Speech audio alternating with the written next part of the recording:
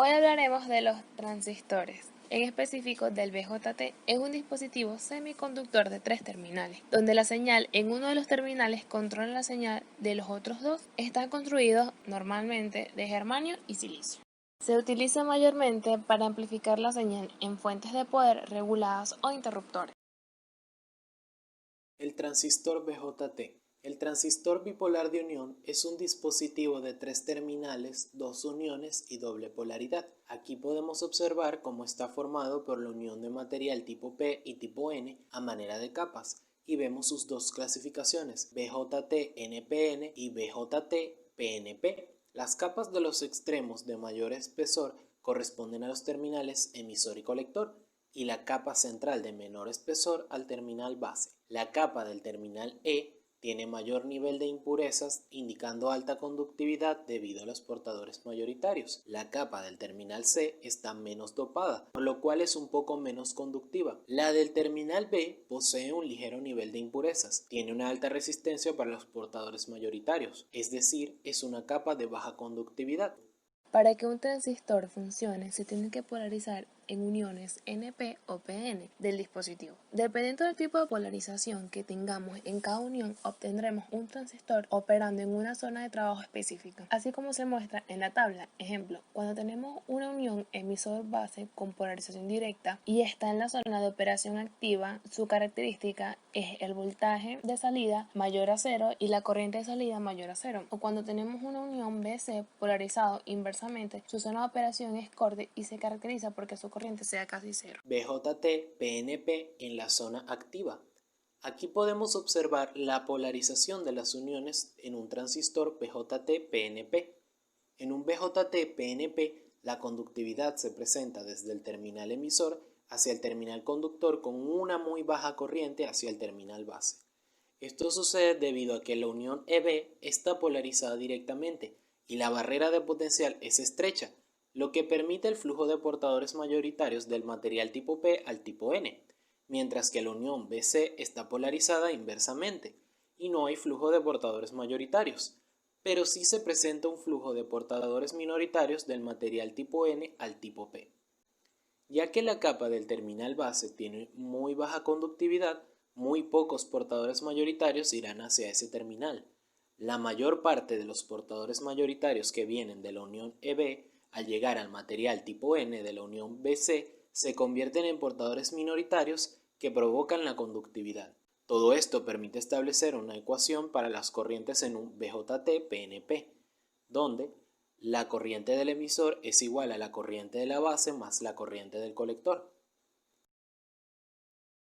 Cuando tenemos el BJT-NPN, el sentido de las corrientes a través de él lleva sentido contrario al BJT-PNP, ya explicado anteriormente. En el circuito que tenemos aquí podemos ver el sentido de sus corrientes, la polarización de las uniones y el flujo de los portadores. Su sentido de corriente va desde colector a emisor y la corriente sale del emisor y tiene muy poca corriente a través del terminal de su base. Esto se debe a que la base tiene un ligero nivel de impureza, por lo tanto esta capa tiene alta resistencia a los portadores mayoritarios. Sin embargo, sigue cumpliendo la fórmula general, que es corriente emisor, la corriente del emisor igual a la corriente base más la corriente del colector. Símbolo circuital del BJT.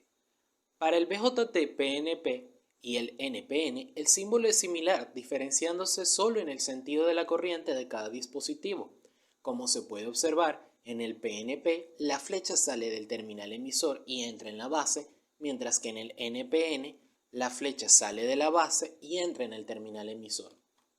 Como ya he dicho anteriormente, la ecuación de la corriente en el BJT es la corriente emisor igual a la corriente base más la corriente del colector, donde la corriente base es muy pequeña por la baja conductividad por la capa de la base. Por lo tanto, la corriente del emisor es casi igual a la corriente del colector, pero la corriente emisor va a ser mayor a la corriente del colector, nuevamente por los niveles de purificación de cada base. Esta relación de corriente en el BJT nos quiere decir que es un dispositivo controlado por corriente, ya que siempre la corriente base va a ser muy pequeña y será controlada por corrientes mayores como la del emisor y el colector, lo que permite al dispositivo ser un amplificador de señal. Configuración del BJT como amplificador de señales. Un amplificador es un dispositivo que aumenta la magnitud de una señal de entrada sin modificar su forma de onda. En el amplificador las señales son medidas con respecto a un punto común, y ya que el transistor es un dispositivo de 3 terminales, su uso en estos requiere que uno de los terminales sea común a los otros dos. Dependiendo del terminal que se tome en común a los otros dos, se tendrá una configuración específica del transistor para su uso como amplificador. Estas configuraciones son configuración base común, configuración emisor común, configuración colector común. Configuración base común BJT-NPN.